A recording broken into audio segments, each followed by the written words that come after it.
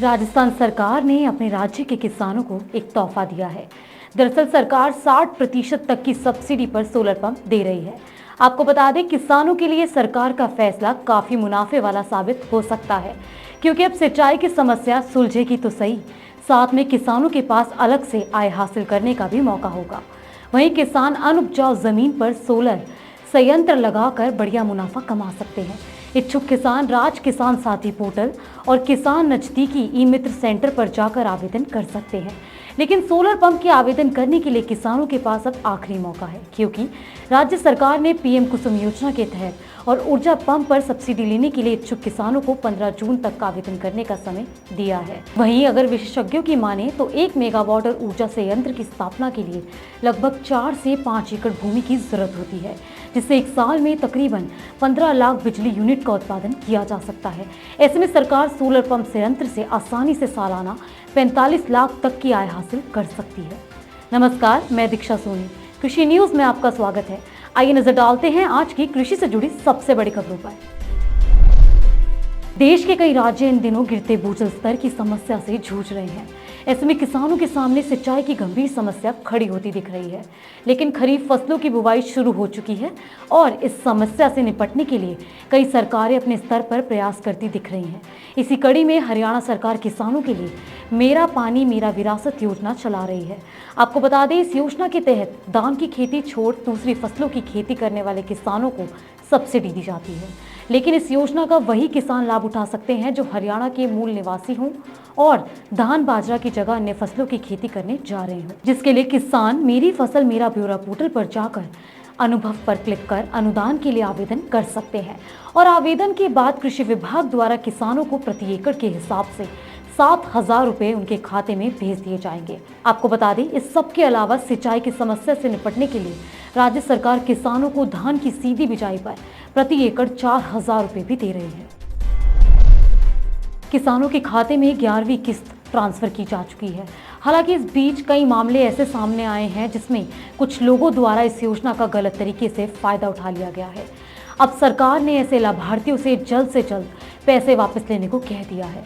आपको बता दें, ऐसे कई लोग हैं जो टैक्स दे रहे हैं लेकिन वो पीएम किसान योजना का लाभ भी ले रहे हैं, यानी फर्जी तरीके से इस योजना से जुड़े हुए हैं।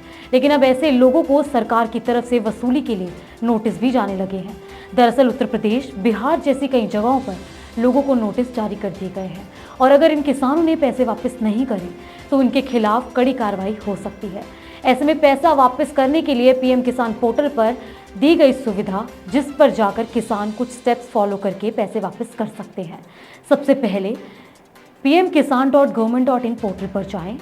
आपको उसके नीचे एक रिफंड ऑनलाइन का बॉक्स मिलेगा, उस पर क्लिक करें, जिसमें आपको 2 ऑप्शन दिखेंगे। पहला, अगर आपने पीएम किसान का पैसा वापस कर दिया है तो पहले को चेक कर सबमिट बटन पर क्लिक करें, नहीं तो दूसरे ऑप्शन का चेक कर सबमिट करें। इसके बाद आधार कार्ड नंबर, मोबाइल नंबर या बैंक खाता नंबर डालें और इमेज टेक्स्ट टाइप करें और गेट डेटा पर क्लिक कर दें। कृषि जागरण किसानों के लिए आए दिन नए पहल लेता रहता है। उन्हीं में से एक है farmer the journalist, empowering journalism with the farmers, जिसमें किसानों को सशक्त बनाने के लिए कई तरीके के ट्रेनिंग सेशंस दिए जाते हैं। वहीं इसके एक सेशन में नैनीताल के मुक्तेश्वर के रहने वाले किसान नारायण सिंह ने अपनी वीडियो कृषि जागरण के साथ शेयर कर कीवी की खेती की पूरी जानकारी देते हुए क्या कुछ कहा, आइए जानते हैं। नमस्कार, मैं डॉक्टर नारायण सिंह कृषि जागरण की टीम से हूं और आज मैं आपके बीच मालती ऑर्चर्ड, ग्राम मनाघेर, मुक्तेश्वर, नैनीताल से कीवी की खेती के बारे में जानकारी के लिए आया हुआ हूं। आप देख सकते हैं कि ये कीवी की खेती मालती ऑर्चर्ड में हो रही है और ये एलिसन वैरायटी है और आप देख सकते हैं कितनी बम्पर क्रॉपिंग कीवी की अभी हो रही है यहाँ पर और इन्होंने बहुत अच्छे तरीके से इस खेती को किया हुआ है। पूरा सपोर्ट सिस्टम कीवी को दिया हुआ है और मैं बताना चाहता हूँ कि कीवी पहाड़ों के लिए बहुत ही मुफीद क्रॉप है और जो कि विंटर्स में, जो कि यहाँ पर लीन पीरियड होता है, उस समय कीवी की खेती लगभग दिसंबर में हार्वेस्ट होती है और ये काफ़ी लंबे समय तक चलती है और इसकी सेल्फ लाइफ भी कीवी की बहुत अच्छी है और उस समय ये पहाड़ों के किसानों के लिए एक आजीविका का एक बहुत अच्छा स्रोत कीवी उस समय होता है और दिसंबर में लगभग ये क्रॉप होती है और उसमें कोई दूसरी क्रॉप पहाड़ में नहीं हो रही होती है। तो कीवी बहुत ही अच्छी जो है ये क्रॉप पहाड़ के लिए साबित हो रही है और अब मुक्तेश्वर में बड़े स्केल पर लोग कीवी की खेती की तरफ जाने लगे हैं। लेकिन आज भी कीवी का जो क्वालिटी प्लांटिंग मटेरियल है वो मिलना थोड़ा सा अभी बहुत आसानी से किसानों को नहीं मिल पा रहा है। हालांकि बहुत से संस्थान, चाहे उसमें डिपार्टमेंट ऑफ हॉर्टिकल्चर हो या विभिन्न प्रकार के रिसर्च इंस्टीट्यूट हो, वो इसके पौधों को यहाँ के किसानों को उपलब्ध कराते हैं। मेनली 5 वैरायटियाँ कीवी की यहाँ पर हैं, जिसमें एलिसन है, ब्रोनो है, हैवॉर्ड है, मोंटी है। इस तरीके की वैरायटियों को किसान यहाँ पर कर रहे हैं और जो बड़े स्केल पे जो एलिसन वैरायटी को ही किसान यहाँ पर प्रमोट कर रहे हैं। तो आप देख सकते हैं, मैं थोड़ा बहुत क्लोज से आपको दिखाऊंगा कि किस तरीके से कीवी के फ्रूट यहाँ पर बढ़ रहे हैं। तो मैं किसान भाइयों से यही कहना चाहूँगा कि जो ये क्रॉप है इसको खास करके जो हिमालयी क्षेत्र के किसान हैं वो लगा सकते हैं और अपनी आजीविका को सुदृढ़ कर सकते हैं। बिहार में कटिहार जिले के रोतारा गांव की इन दिनों खूब चर्चा हो रही है, क्योंकि इस गांव में मैंगो मैन कालिदास बनर्जी रहते हैं। आपको बता दें, कालिदास बचपन से ही आम की खेती करते इतने निपुण हो गए हैं कि मैंगो मैन उनकी पहचान हो गई है। वैसे पेशे से किसान कालिदास के 10 एकड़ के बगीचे में करीब 500 आम के पेड़ हैं और उनकी बगिया में स्वतंत्रता सेनानी चित्तरंजन दास, स्वामी विवेकानंद, प्रधानमंत्री नरेंद्र मोदी समेत कई महान शख्सियों के नाम पर आम रखे गए हैं। कालिदास हमेशा क्रॉस ग्राफ्टिंग विधि से आम की नई प्रजाति तैयार करते हैं, जिसका स्वाद बाकी आमों से बिल्कुल अलग है और उसे कृषि विश्वविद्यालय से टेस्ट करवाने के बाद नए आम के नाम को व्यापारी देश के राज्यों में अलग अलग बाजारों में बेचते हैं। वहीं अगर मैंगो मैन कालिदास की माने तो उन्होंने अब तक अपने बगीचे में कई महापुरुष, स्वतंत्रता सेनानी और राजनेताओं के नाम से आमों का नामकरण किया है और स्वतंत्रता सेनानी चित्तरंजन दास के नाम पर विवेकानंद आम पिछले कुछ सालों से बाजारों में बेचते आ रहे हैं। लेकिन अब देश के प्रधानमंत्री नरेंद्र मोदी, यूपी के मुख्यमंत्री योगी आदित्यनाथ के नाम से मोदी और योगी आम का क्रॉस ग्राफ्टिंग पर बिल्कुल नए आमों को बाजारों में उतारा है। लेकिन अब मैंगो मैन की ख्वाहिश है कि अपने जीते जी देश के पूर्व राष्ट्रपति एपीजे अब्दुल कलाम के नाम से नए आम का उत्पादन करें।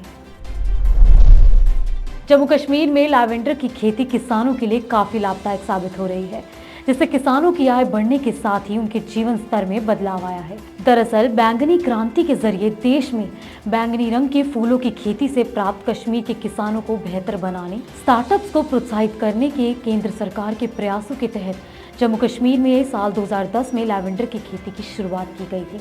वहीं इसकी खेती के लिए विज्ञान और प्रौद्योगिकी मंत्रालय ने अरोमा मिशन के तहत कार्य करना शुरू किया था, जिसके बाद कई किसानों ने धान, मक्का की फसल छोड़कर इसकी खेती की तरफ रुख किया था। आपको बता दें, यहाँ के किसानों ने उत्साह के साथ लैवेंडर की खेती की और देश में बैंगनी क्रांति को आगे बढ़ाने का काम किया है। फिलहाल इस क्षेत्र में 200 एकड़ से अधिक भूमि में लैवेंडर की खेती की जा रही है। वहीं उम्मीद भी की जा रही है कि साल के अंत तक लगभग 400 एकड़ जमीन में किसान लैवेंडर की खेती करेंगे। झारखंड में 2-3 दिनों के अंदर मानसून प्रवेश करने वाला है और अधिकांश किसान धान की खेती की तैयारियों में जुट गए हैं, जिस कारण किसानों को खरीफ फसलों की खेती करने की चिंता भी सता रही है, क्योंकि उन्हें खेत की जुताई से लेकर बीज खरीदने तक के लिए पैसों की जरूरत होगी। आपको बता दें, राज्य में इस बार किसानों से सरकार द्वारा 75.34 लाख क्विंटल धान की खरीदारी की गई है, जो पिछली बार साल 2020 से साल 2021 की तुलना में 15.34 लाख टन अधिक है। इस बार झारखंड में 1,39,359 किसानों ने एमएसपी पर धान बेचा था, जिनमें से लगभग 95% से अधिक किसानों को न्यूनतम समर्थन मूल्य का 1940 रुपये की दर से 50% की राशि का भुगतान किया गया है, जबकि 50% की राशि का भुगतान अब तक किसानों को नहीं किया गया है, जिसमें दूसरी किस्त की राशि और बोनस की राशि शामिल है। ऐसे में रिपोर्ट्स के मुताबिक झारखंड स्टेट फूड कॉर्पोरेशन के प्रबंध निदेशक यतेंद्र प्रसाद ने बताया कि किसानों को राशि का भुगतान जल्द किए जाने की प्रक्रिया में तेजी लाने के निर्देश दे दिए गए हैं, जिनमें कहा गया है कि 1 सप्ताह के अंदर किसानों की बकाया राशि का भुगतान कर दिया जाएगा। उन्होंने कहा कि ऐसा होने पर जल्द ही 70% राशि का भुगतान किसानों को हो जाएगा। केंद्रीय कृषि एवं किसान कल्याण मंत्री नरेंद्र सिंह तोमर ने कहा है कि अगले 1.5 साल में भारत सरकार द्वारा मिशन मोड में 10 लाख लोगों की भर्ती करने का प्रधानमंत्री नरेंद्र मोदी का निर्णय देश में ऐतिहासिक है और खासकर युवाओं के लिए काफी हितकारी है, जो उनमें जोश और उमंग का संचार लाएगा। उन्होंने कहा कि प्रधानमंत्री ने सभी विभागों और मंत्रालय में मानव संस्थान की स्थिति की समीक्षा की है और उन्होंने ये संदेश दिया है कि अगले 1.5 साल में सरकार द्वारा मिशन मोड में 10 लाख लोगों की भर्ती की जाए। साथ ही उन्होंने बताया कि प्रधानमंत्री का ये फैसला स्वागत योग्य है और प्रधानमंत्री के निर्देश के परिपालन में कृषि एवं किसान कल्याण मंत्रालय के अंतर्गत सभी खाली पदों को अतिशीघ्र भरने के निर्देश दे दिए गए हैं। भीषण गर्मी, लू और तेज धूप से राहत के संकेत मिलने की खुशखबरी आ रही है। प्री मानसून की बारिश के चलते दिल्ली, पंजाब, हरियाणा, राजस्थान और उत्तर प्रदेश समेत उत्तर भारत में प्री मानसून का लंबा दौर चलने वाला है। आगामी 20 जून तक बारिश का लंबा दौर चलेगा, जिससे न केवल मौसम का मिजाज बदलेगा बल्कि तापमान कम होने के साथ गर्मी भी कम होगी।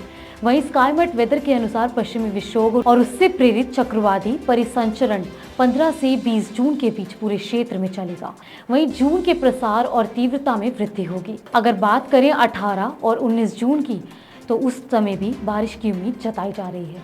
छिटपुट मौसम गतिविधि के लिए सिस्टम का अवशेष 20 और 21 तारीख को भी चलेगा। फिलहाल बस इतना ही। ऐसी अन्य जानकारी के लिए जुड़े रहिए कृषि जागरण के साथ। धन्यवाद।